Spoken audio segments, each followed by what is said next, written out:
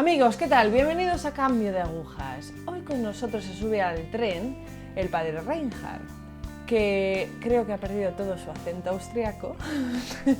No del todo. Bueno, pero bueno, nos va a contar. Se dice, o se le llamaba, o se le llama, ahora nos contará un poquito más, el vagabundo. Así que promete hoy el testimonio. Padre Reinhard, ¿qué tal? ¿Cómo estamos? Bien, bien, muchísimas gracias. Me alegro.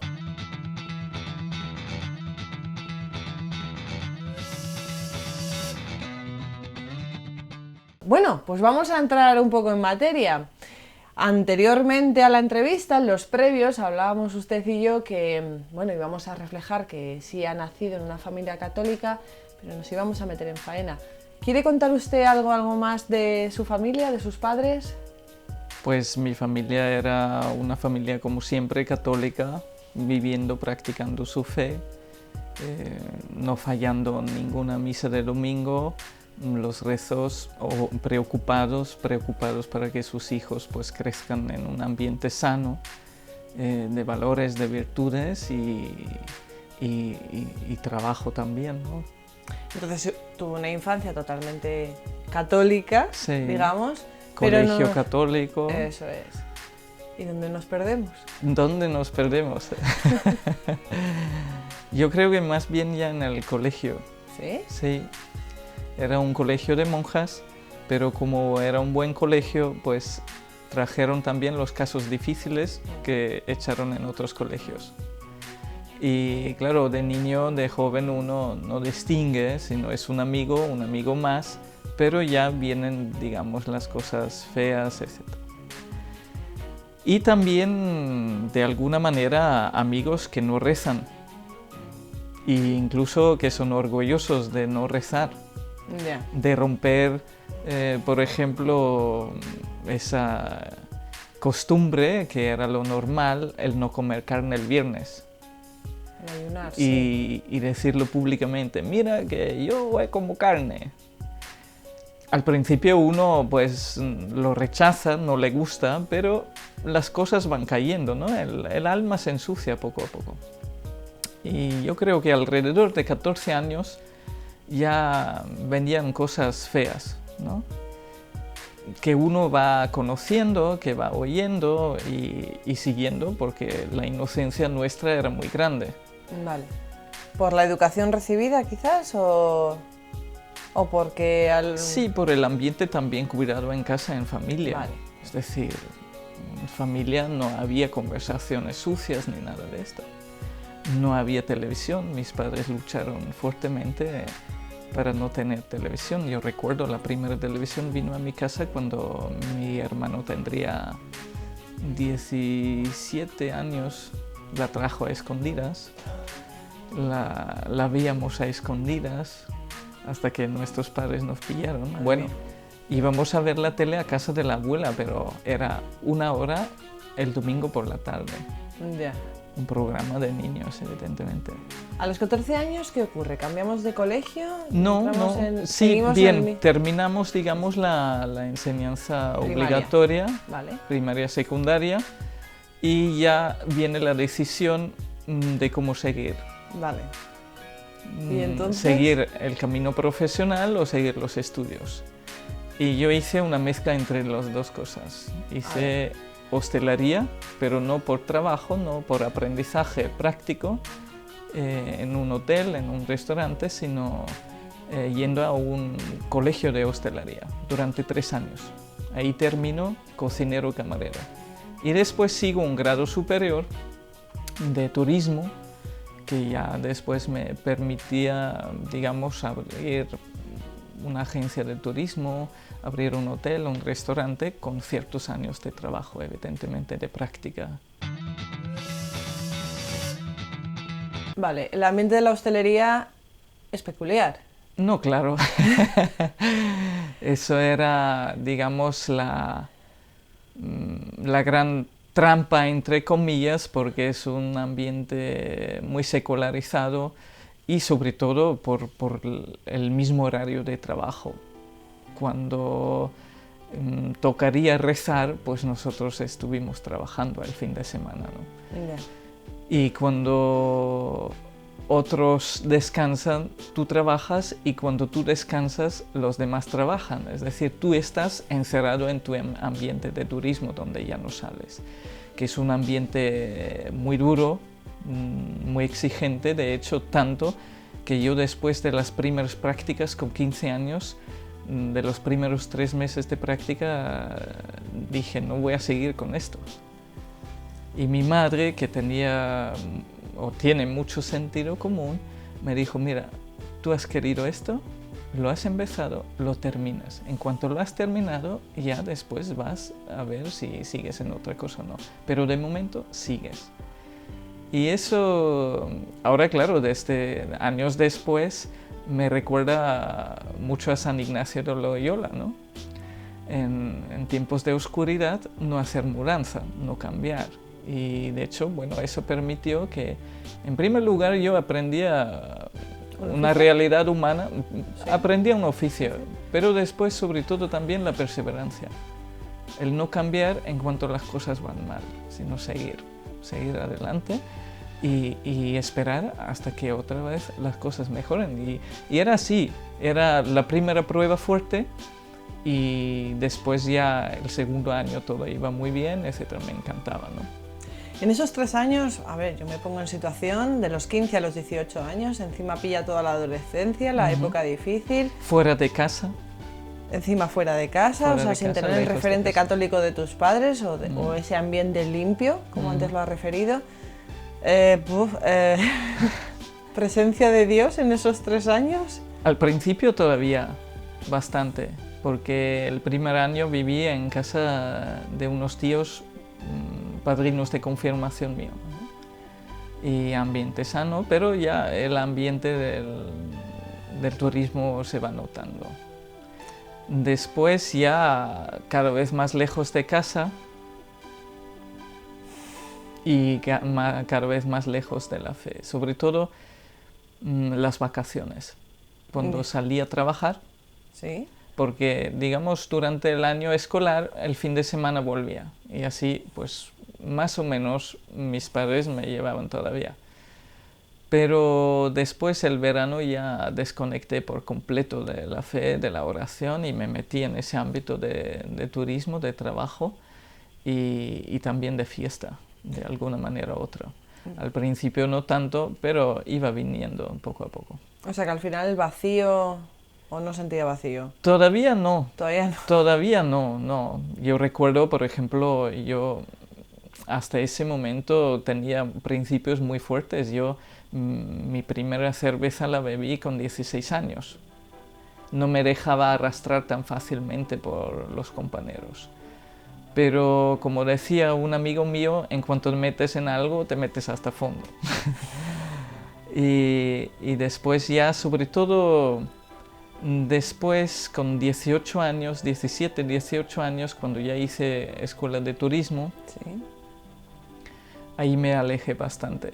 ¿Qué porque pasa? ¿Qué pasó me ahí? alejé, viví 2 horas fuera de mi casa y ya volvía solo cada 15 días, cada 3 semanas a casa el fin de semana, rápido unas horas y volvía otra vez al piso donde nos reuníamos o donde vivíamos varios compañeros, y claro, ahí después ya sacamos adelante los estudios y además muy bien, pero cuando nos fuimos de fiesta, ahí O sea que era una vida loca. la noche no terminaba, ¿no?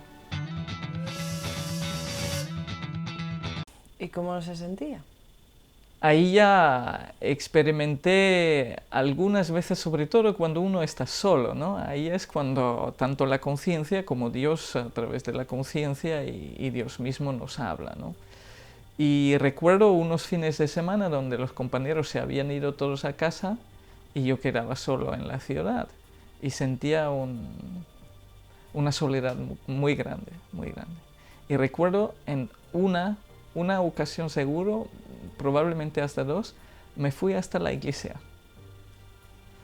aunque después me dormí en misa porque además ya no entendía nada, había estado gran parte de la noche fuera, pero sentía esa necesidad de ir a la iglesia, pero no encontré entrada.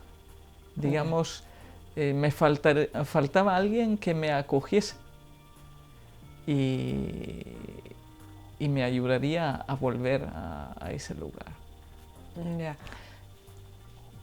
Más tarde ya, evidentemente influenciado también por los estudios, por los profesores, que en gran parte eran agnósticos o incluso ateos, por lo menos el tema de Dios no salía, y si salía era para burlarse, o empezamos también pues con literatura mala, En eso quería... aconsejado por los mismos profesores. ¿Qué tipo de literatura? Bueno, recuerdo el primer libro que me hizo muchísimo daño y era como el salto en la lectura, porque a mí me encantaba leer. Yo con 14 años me devoraba, bueno, 15, 16 más bien, diría, me devoraba un libro semanalmente de unas 250, 300 páginas. Y es una herencia de mi madre, que cada mes nos traía libros de la biblioteca. Y a ella le encanta leer, ¿no? Y eso aprendí de ella, como tantas otras cosas. Y con 17 años pregunté a un profesor, que era muy modernillo, muy cercano a los jóvenes, qué libro me aconsejaría, porque él era el responsable de la biblioteca en la escuela de turismo. Y él me dio un libro que era sobre unos jóvenes hippies que iban a España, eran del norte de Europa, iban a España a dar una vuelta durante un año, a lo loco, ¿no? Donde se metía todo, el sexo, la droga, el alcohol. Y ahí, como yo siempre fui un poquito aventurero, pues me atrajo muchísimo ese mundo ya. Y después, más tarde, vinieron pues los profesores con lecturas claramente marxistas, y sobre todo profesores de historia, que nos explicaron la historia evidentemente a su manera, de una visión muy particular, y con espíritu de revolución. Y ahí ya yo empecé a entrar en una auténtica revolución, rechazo de muchas cosas, de gran parte de la sociedad, de muchas ideas tradicionales, etc. ¿Se llega a meter en algún tipo de movimiento, grupo? No, nunca. Yo fui, yo diría, expresión ya radical del individualismo. Vale. Bien. Teníamos amigos, nuestros grupos, pero de un movimiento organizado, eso era precisamente lo que rechazábamos. Vale. Y lo que yo rechacé, después ya dejé crecer el pelo, como también expresión de esa revolución, de ese rechazo. Al principio no podía, porque en hostelería pues no está bien visto, pero después ya decidí solo trabajar en la cocina y ahí lo podía hacerlo. También otro signo era pues el pendiente. Tatuaje no, porque no me podía decidir por cuál. Y dije, claro, si no después cómo me lo quito. Pero sí, después también, bueno, muchas cosas, ropa sobre todo, música. La música después era, digamos, aparte de la literatura, que me hizo mucho daño, que yo tengo que admitir que me cambió el pensamiento, el alma, radicalmente. Después iba siempre a las realidades alternativas, música indígena de diferentes países, sí, una mezcla entre deseo de la verdad, búsqueda de la verdad, era muy fuertemente presente en mi vida. Pero aún así no llegaba a encontrar, o sea, era como una continua búsqueda, continua búsqueda. Sí. Eso es desesperante. Es agotador. Sí, lo que pasa es que cuando uno es joven tiene muchos recursos. Y, De evasión, entiendo. Recursos de encontrar. Vale. De encontrar lo que satisface durante un tiempo, ¿no? Y como yo tenía ese espíritu aventurero, hicimos salidas a la montaña, excursiones diferentes donde dormimos en las tiendas, saco de dormir. Durante un fin de semana cogimos las cosas y nos salimos a donde sea, ¿no? Donde pillamos ahí nos quedamos sobreviviendo, nos compramos un poquito de comida, después haciendo fuego ahí en cualquier lado y cocinando y dedicándonos a no hacer nada. Vale. Entre comillas. Vale, vale. A vivir la amistad. Bueno, pero eso podría entenderse bien, de manera sana.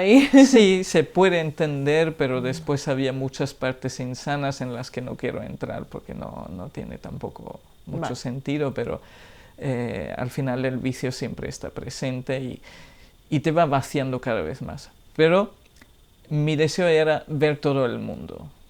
Ver el planeta entero, viajar mucho, conocer países, conocer culturas. A mí me encantaba siempre mirar al hombre, observar.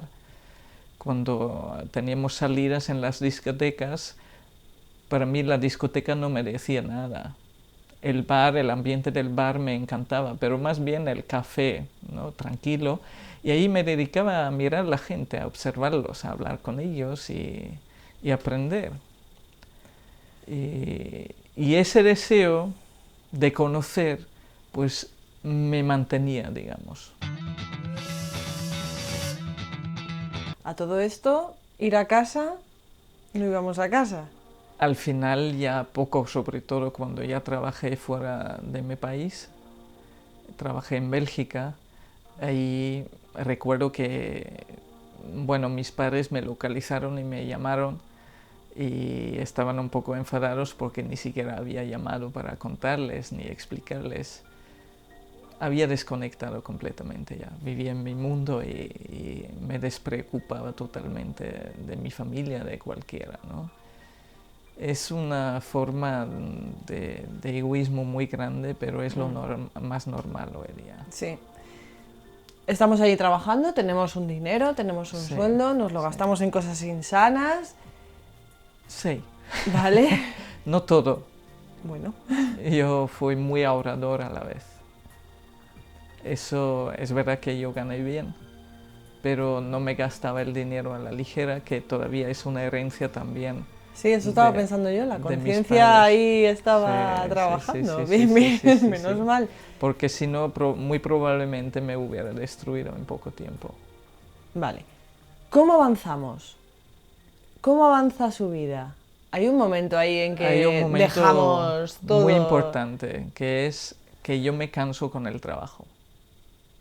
Me canso, pero no porque no me gusta el trabajo, sino porque estoy en un ambiente de mucho dinero donde la persona no tiene ningún valor.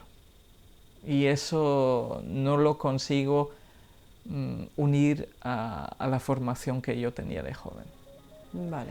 Y descubro que gran parte del mundo es un engaño. Y nos dedicamos a mentir y a engañar para ganar dinero. ¿Podemos situar una edad en ese momento? 19, 20 años. Pues de hecho, una madurez aplastante. Mi jefe tenía 2 hijos pequeños y decía: prefiero trabajar 7 días a la semana que pasear un día en el parque con ellos. Y claro, todo esto al final teníamos clientela. Yo recuerdo un día teníamos 60 Porsches en la puerta, otro día 20 Ferraris, es decir, venía gente con posibilidades y algunos tenían un corazón grande y otros, vamos, sobre todo lo que me dolió, encontrarme con mis propios compañeros de mi país, que tenían el mismo nivel de estudios y ni me saludaron. Claro, yo viviendo fuera del país durante un tiempo, en cuanto te encuentras un paisano, pues lo que quieres es hablar con ellos, Claro, sí, saludarles, saludarles, sí. conocerles. Claro. Y pasaron de mí porque trabajaron en Fórmula 1 ellos y yo no. Curioso. Y de hecho los de Fórmula 1 tomaron contacto con nuestro jefe porque el hotel era tan importante para poder sacar adelante lo suyo, ¿no? Y eso me dolió muchísimo. Ahí empecé a conocer realmente el ambiente, el mundo que yo vivía. Y tuve que, bueno, ahí sufrí una crisis, diría yo, muy grande. Perdí el deseo de seguir trabajando en ese ambiente, aunque la cocina a mí me encantaba. Tuve que terminar ya el trabajo para volver a Austria porque el hotel cerraba durante unas semanas de vacaciones y tuve que empezar el servicio civil en vez del servicio militar en Austria. Y ahí entré en un ambiente muy distinto, que era en una casa de acogida, bueno, una organización que se dedicaba a recuperar a la gente de la calle, los que salían de las cárceles, los que estaban metidos en el alcohol, en la droga, etc. O sea, que vamos de una realidad totalmente, bueno, a 360 grados. Yo me reía, siempre dije, antes los produje y ahora los saco de su miseria. Pero en este tiempo yo descubro varias cosas. En primer lugar, descubro que yo podía estar perfectamente al otro lado de la mesa. Lo único que me diferenciaba es que yo tenía las llaves en las manos y ellos no. Y después descubro también lo que más les importa es encontrar a alguien que los amaba. Les podíamos dar de comer, de dormir, lavarles la ropa, 1000 cosas, y no era lo más importante, sino el deseo que ellos tenían de encontrar a alguien que los quería, que los apreciaba como persona humana, era lo más importante. Alguien que los amaba. Y entendí perfectamente que yo no fui capaz de amarlos, porque había dejado de amar. No había aprendido a amar. Había aprendido lo que el mundo representa como amor, que no tenía nada que ver. Y después descubrí también que tenía que cambiar algo. Bueno, había llegado ya a un punto donde ni siquiera estaba seguro si había un Dios, si existía o no existía. Es decir, una época de ateísmo, verdadero ateísmo, donde existes, no existes, existe algo, existe alguien.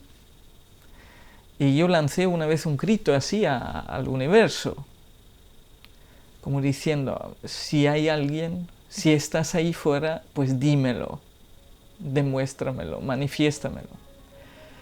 Y encontré otra vez paz, un poquito. ¿Cómo? Pues encontré paz, no lo sé, no lo puedo explicar, pero era como, sí, que existía alguien, pero sin palabras, sino sencillamente me tranquilizaba, después de haber lanzado ese grito, ¿no? Unas semanas más tarde caí enfermo, muy enfermo, porque trabajaba mucho de noche. El trabajo era muy duro, era, claro, con piezas que venían de la cárcel, buenas piezas, ¿no? De hecho, tuve un encontronazo un poco fuerte también con alguno que después descubrí que se habían chutado con cocaína, estaban todos revolucionados y yo fui el único en la casa responsable y no les gustó las órdenes que les di, querían ir de fiesta, etc. Y empezaron a revolucionar todo y me prometían una buena paliza. Y claro, todo eso pues sí, al final te trabaja. Amigos, tengo que dejar al padre Reinhard ahora mismo porque, bueno, os deja ahí con la cosilla de cómo se va a producir este cambio. Y la próxima semana seguimos escuchando al padre Reinhard. Gracias por estar ahí, gracias. pues mi madre entra en la habitación y dice, oye, que va a hablar el Papa, ¿por qué no lo escuchas? Pero mientras él habla, algo pasa en mí y es muy fuerte.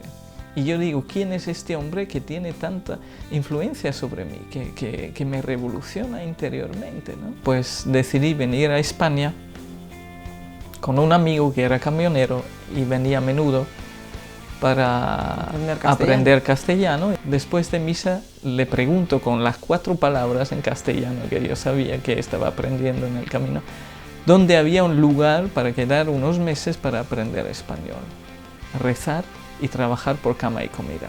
Y él me mira, imagínense, pelo largo, barba, ropa rara, mochila. Ah, puf.